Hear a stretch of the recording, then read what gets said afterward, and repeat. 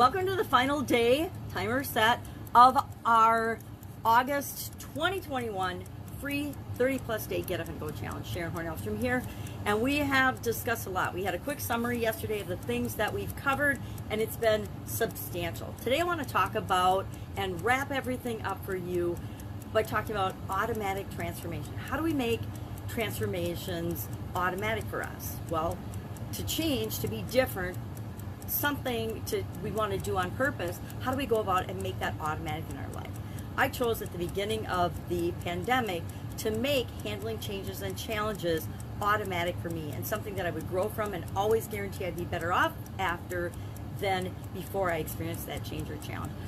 In effect, created a new habit, a new routine, a new trigger, a new reminder. Something happens, and instead of letting it trigger things that don't necessarily serve me, I chose to set up a way and then install it in my subconscious using the SOAP framework to deal with those challenges on a routine basis, and then automatically deal with them that way by doing it repeatedly, practicing it over and over again, just choosing to apply the routine whenever I was triggered. So whenever there's a change or a challenge that pops up in my life, I now automatically apply the SOAP framework. I ask myself, what's going on? What happened? What does it mean to me? How does this impact what I want to have happen in the future? What are my options? So that's the S. What story am I telling myself? Where am I now? Where do I want to be? Everything we want starts with deciding, where do we want to be? What do we want? And it's one of the toughest questions we have to answer for ourselves, but it's really also one of the easiest if we're just honest with ourselves and say, yeah, this is what I really, really want. Where am I now? And it's not about beating ourselves up because we're not there yet. It's about understanding that there's always going to be a gap in where we are versus what we want in absolutely every area and aspect of our life. Then we're going to look at the options. What are the ways that I can move toward what it is that I want? And I'm going to find and use all the different tools at my disposal, and I'm going to look for more tools to come up with different options and possibilities. And I'm going to take action, because nothing happens in our lives. We can have the best idea in the world, but if we don't take action toward implementing that idea, nothing is ever going to change for us or matter. And then we want to take steps to move us toward what it is that we want. Are we making progress? Are we moving toward what we want or away from what we want? And if we do that with the changes and challenges that come up in our life, if we do it with the things that we want, we'll get there. We're guaranteed to get where we want to go, what we want, if we choose and decide that we're going to work toward that, and we're going to do it. If we install the patterns and the processes and the frameworks that work on a subconscious level, they become automatic. That's why things like the journalistic framework and different tools that we've shared during the challenge are so powerful, because they're at your fingertips on a subconscious level, and whenever you need them, your brain will just serve them up as a way to analyze and look at the thing you're trying to figure out. So today, to close everything up and to wrap it up, we are going to look again at our 9 areas and aspects of our life: physical, mental, emotional, spiritual, financial, relationships, contribution, communication, and confidence. And we're going to rate them on the scale of 1 to 10.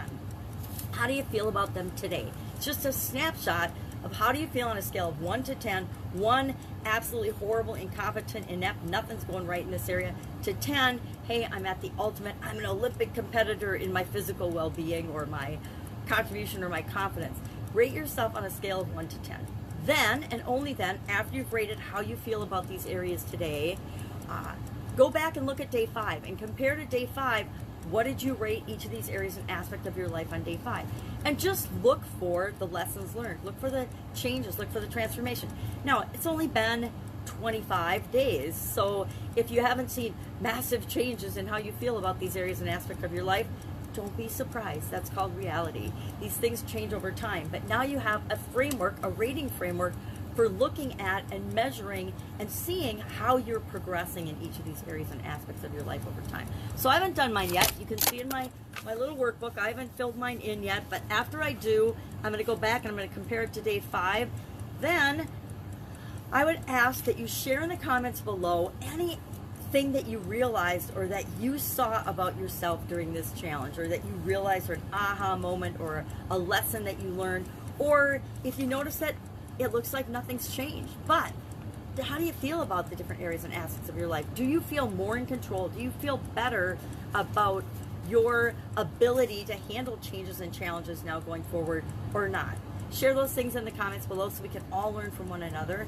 Thank you so much for joining me on the challenge. Any questions, any challenges, any things that are still not fitting for you, please ask in the comments below, because if it's a question you have, chances are it's a question someone else has as well.